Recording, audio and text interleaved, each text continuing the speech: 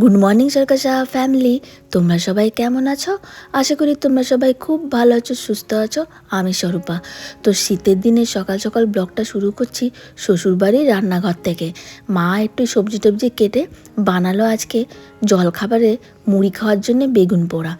আর এই ঠান্ডাকালে বেগুন পোড়া দিয়ে মুড়ি রুটি যাই বলো, খেতে এত ভাল লাগে। আর বেগুনগুলো এত ফ্রেশ আর টাটকা থাকে, একটুও বীজ থাকে না। আর এর মধ্যে একটু দেওয়া হয়েছে পেঁয়াজ, মটরশুঁটি, কাঁচা লঙ্কা আর সর্ষের তেল আর স্বাদ মতো নুন। দেখতে কিন্তু হেভি লাগছে বলো, দেখেই লোভ লাগছিল। আমার আবার বেগুন পোড়া দিয়ে শীতকালে রুটি খেতেও ভালো লাগে।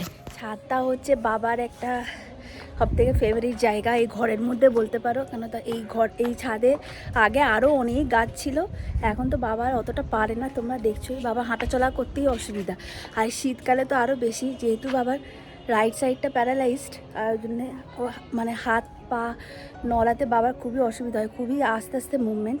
তাও নিজে নিজে যতটা পারে ততটা করে, গাছের জল দেওয়া দেওয়া।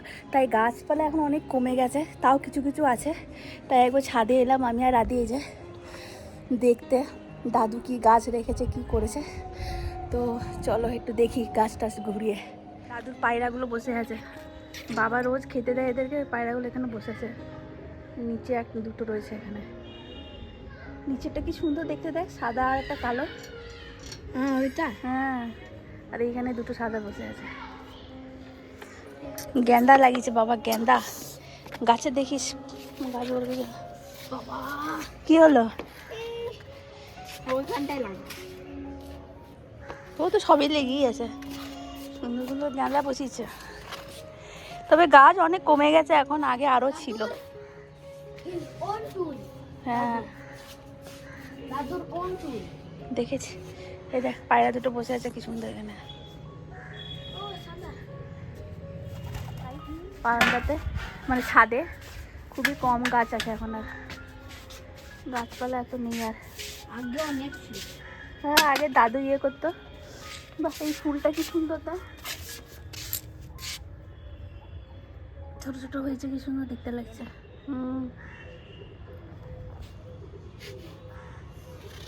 গন্ধ নেই, গন্ধ আছে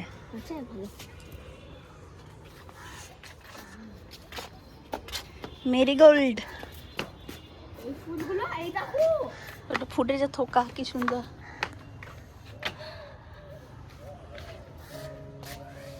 আমি আর মা, শাশুড়ি মা এখন বেরোচ্ছে একটু বাজারে। বাবা তো বাজার টাজার করতে পারে না, সাহার অফিস সকাল থেকে শুরু হয়েছে, আমার ছুটি আছে একটু। তো আমি আর মা তাই বেরোচ্ছি বাজারে, দুজনে শাশুড়ি বৌমা মিলে।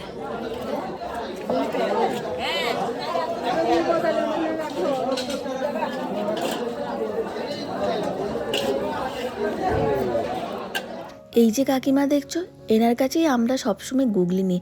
যখনই আমি আসি এনার কাছ থেকে গুগলি নিই। আর আমি এলেই গুগলি তো মাস্ট, মা করেই জানে আমি গুগলি খেতে ভালোবাসি। এটা হচ্ছে রামপুরহাটে মাছের বাটা।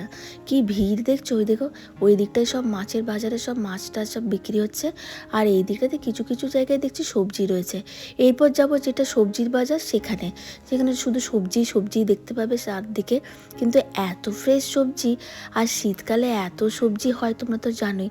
আর শীতকালে গ্রিন গ্রিন করবো, কালার পুরো কালারফুল একবারে মার্কেটটা মনে হচ্ছে। যেদিকেই তাকাচ্ছি এইদিক ওই দিক দুই দিকেই দেখছি পুরো পেতে বসেছে শুধু সবজি, হরেক রকমের সবজি। কিন্তু এত ভাল লাগছিল, সবটাই এত ফ্রেশ, দেখে মনে হচ্ছিলো সব কিছু নিয়ে নিই। তবে দুজনে এসেছি, দু হাতে তো নিতে পারবো না সবজির ব্যাগ। মা একটা ব্যাগ নিয়েছে, আমি একটা ব্যাগ নিয়েছি। আর সেই ব্যাগও ভর্তি হয়ে গেছে, আর মনে হচ্ছে ক্যারি করতে পারবো না। কিন্তু সবজি নেওয়া থেকে লোভটা সামলাতে পারছি না। আমি আর মা দুজনে বাজার করতে এলেই এটা হয় দেখেছি। দুজনেই পরামর্শ করে বলি চল এটা নিয়ে চল ওটা নিই। তো যাই হোক মোটামুটি নিয়ে বাড়ি ফিরে এসেছি। আর এই যে দেখো গুগলি, এবার এটা আমি পরিষ্কার করি। এটা তো আমার ফেভারিট জিনিস, তোমরা হয়তো অনেকেই জানো যারা আমার ব্লগ অনেক দিন থেকে দেখছো। তো এই রামপুরহাটে এলেই গুগলিটা আমি প্রায়ই খাই। আর এখানে গুগলিটা বেশ ভালো পাওয়াও যায়, বোলপুরে আবার এত ভালো পাওয়া যায় না। তো যাই হোক এখন এটা করব পরিষ্কার, আর তোমাদের দেখাই দাঁড়ো কত কি সবজি কিনেছি। এই দেখো বাঁধাকপি, ফুলকপি, গাজর, শসা, বেগুন, পানিফল, টমেটো, আরও ধনেপাতা, এমনি শাক। আর এখানে দেখো কিছু শুক্তো করার জন্য, শুক্তো না ছ্যাঁচড়া করার জন্য কিছু কেটেও রেখেছি সবজি টবজি। তারপর এই গুগলিটা এখন নুন হলুদ দিয়ে সেদ্ধ করছি। তো চলো আর কি, ভালোই হলো আজকের দিনটা শাশুড়ি বৌমার বাজার। আজ আবার বাড়ি যাওয়ার পালা। আর এখন এদিকে বাবা আর নাতি মিলে দেখছি চেস্ট খেলছে। বাবা আবার দান দিতে দিতে মাঝে মাঝে ঘুমিয়েও যাচ্ছে, বয়স হয়েছে তো। তো যাই হোক আমরা দুপুরে খাওয়া দাওয়া করে এখন এই যে চেপে পড়েছি ট্রেনে।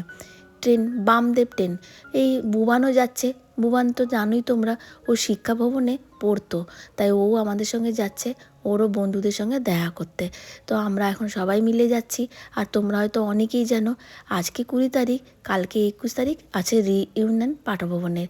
তো সেই জন্যই মেনলি আসা ব্যাঙ্গালোর থেকে এত দূর পাড়ি দিয়ে এখানে ওই রিইউনিয়নের জন্যে, সব পুরনো বন্ধুর সঙ্গে দেখা হবে বলে।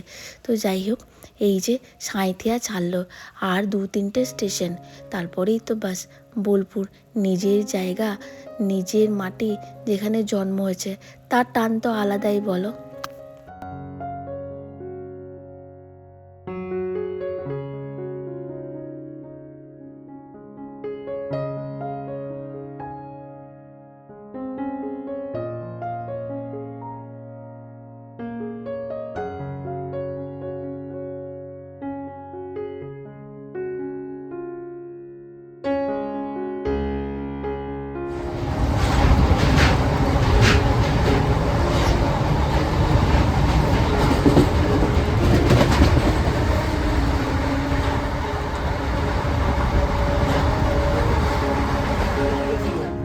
তাতে যদি রিসেট জিরো দিয়ে হচ্ছে জিরো দিয়ে 3টে জিরো দিয়ে রিসেট করা যায় যেন করে দেখলাম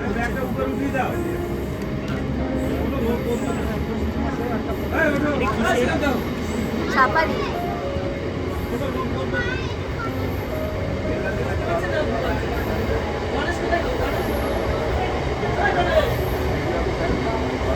আর দোকানে নিয়ে গেলে লকটা ভেঙে দেবে। হ্যাঁ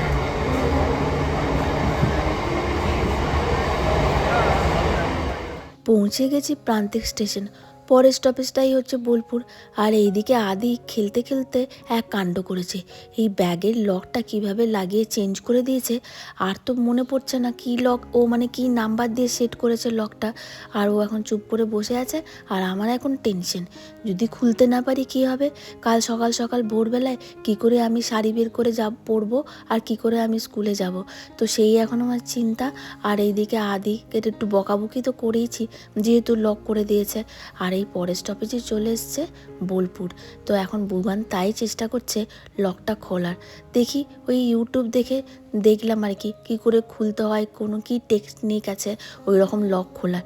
তো সেটাই এখন আপ্রাণ চেষ্টা চলছে। তো ফাইনালি লকটা তো খোলা হয়েছে। আর আমরা পৌঁছে গেছি বোলপুরও। এই যে টোটো নিয়ে নিয়েছি, বুবান চলে গেল ওইদিকে ওর কলেজে, মানে বিশ্বভারতীতে ও থাকবে বন্ধুদের সঙ্গে হোস্টেলে। আর আমি আর আদি এখন যাচ্ছি আমার বাড়ি, সুরুল বড় বাড়ি, ওখানে।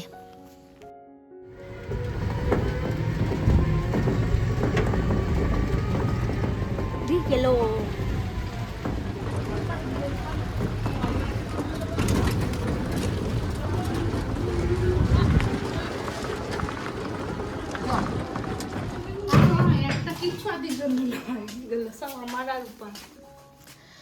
মা এখন কম্বল পেতে বসেছে আদির জামা কাপড় দেখাতে। পুজোর সময় তো আমরা আসতে পারিনি, আর মাও এর মধ্যে আর যায়নি। তখন মা কিছু জামা কাপড় আদির জন্য কিনে রেখেছিল, তো সেগুলোই খুলে এখন শুরু করেছে নাতিকে দেখাতে যে কী কী জামা কাপড় ওর জন্য কিনে রাখা হয়েছে। আর আদিও তাই খুব এক্সাইটেড, নতুন নতুন জামা প্যান্ট পাচ্ছে তো। আর এইদিকে আমাদের ঘরের অবস্থা দেখছো তো, তোমরা আবার ভেবো না এই কী অবস্থা হলো স্বরূপার ঘরের, এরকম তো ছিল না। অ্যাকচুয়ালি আমাদের নিচের তলাটা পুরোটাই আবার রিনোভেট করা হচ্ছে, তাই পুরোটাই দেখতে পাচ্ছ নিচে খোদাই করা হয়েছে, মানে ওই শিপিং করা হয়েছে টাইলস লাগাবার জন্য হয়তো। তো ওইসবই কাজ চলছে। নিচের এইদিকে বাথরুম টাথরুম সবই প্রায় ভেঙে নতুন করে আবার করা হচ্ছে। তাই আমাদের এখন বসবাস পুরো ওপরে, ওই ওপরে সব কিছুই ওখানেই, মুখ ধোয়া বাথরুম সব কিছুই ওপরে, শুধু রান্নাটা মা কোনো রকমভাবে নিচে এখানে করছে, বাকি সব কিছুই হচ্ছে ওপরে, শোয়া বসা থাকা সবটাই। তবে এই দেখো পুরোনো দিনের ঘর তো মাঝে মাঝে কিন্তু এই যে মেনটেনেন্স করতেই হয়, নাহলে আর রাখা যাবে কি করে বলো।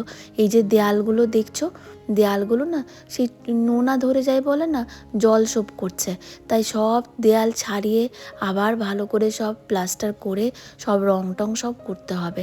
আর নিচের মেঝেগুলো দেখছো ওগুলোও খারাপ হয়ে গেছিলো, তাই ওগুলোকে সব শিপিং করা হয়েছে। এগুলোতে সব বসানো হবে টাইলস বা সিমেন্ট দিয়ে করা হবে যেমন আগে ছিল, সেটা এখনও ডিসাইড হয়নি। আপাতত দেয়ালগুলোকে আগে সারাতে হবে, দেয়ালগুলোর অবস্থা খুব খারাপ। এই যে দেখো পুরো দেয়ালগুলো ছাড়িয়ে ওই যে সিমেন্ট দিয়ে আবার প্লাস্টার করা হচ্ছে, না এই দেখো সব সাইডে দেখছো তো ছেড়ে ছেড়ে পড়ে যাচ্ছে, সব নোনা লেগে গেছে। কত বছর পুরনো বাড়ি তোমরা তো জানোই। তো এই হচ্ছে এখন আমার ঘরের কন্ডিশন, আর কি বলবো। আর এইদিকে কোন রকমভাবে ওপরেই আমরা সবাই মিলে এখন থাকছি। আর রাতের বেলায় খাওয়া দাওয়ার পরে এখন হচ্ছে আমার শাড়িটা এই যে একটু আয়রন করে দিচ্ছে মা আর বৃষ্টি মিলে। কাল যেহেতু রিইউনিয়ন আছে, এই শাড়িটা পরে যাব ঠিক করেছি। তো কেমন লাগছে শাড়িটা একটু জানিও। এটা হচ্ছে আমার মায়ের শাড়ি, আমি যদিও ব্যাঙ্গালোর থেকে এনেছিলাম, কিন্তু এই মায়ের শাড়িটাই পছন্দ হলো, তো মায়ের শাড়িটাই পরে যাব। এটা তসরের উপর এই শাড়িটা, দেখতে বেশ ভাল লাগছে। তো চলো আর কি, আজকের ব্লগটা এখানেই শেষ করি। কালকে দেখতে পাবে আমার স্কুলের রিইউনিয়নের ব্লগ।